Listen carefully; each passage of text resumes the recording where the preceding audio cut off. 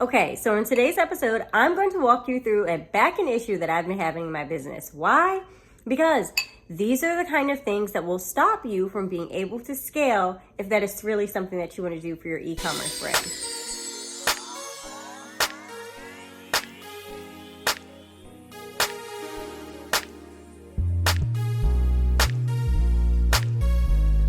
And no, this is not another tutorial. This is an execution breakdown. Why? Because if you are someone who sells physical products, whether you're selling them online or in person, you need to tune in. So here's what happened. My numbers have been off for quite some time. Reason being is because when I sell in person and when I sell online, I didn't have things connected. Oh, it's those little things that we overlook that make our foundations weak.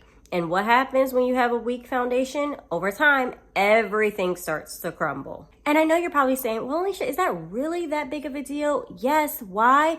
Because those things compound and it starts to leak profit. I can't forecast properly. I'm missing out on sales because my inventory is off. All kinds of things that can cause real big issues later on down the road. No more treating my business like it's a small hobby. It's a big business and I'm gonna grow it into a big business, but I gotta fix the little things first. So here's what I did. I did a complete audit of all of my inventory. And then I started looking at which were my hero products, which were my secondary products, and which products were just not really selling at all.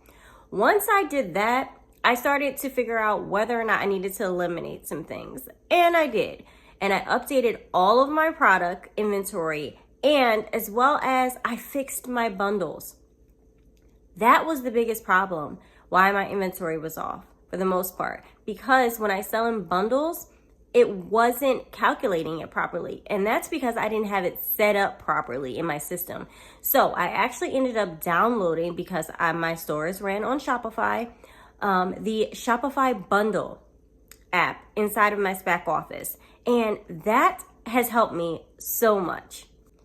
So now there's no more workarounds, no more side systems, just straight execution. So I can pass this task off to someone else to make sure that the inventory audits are correct.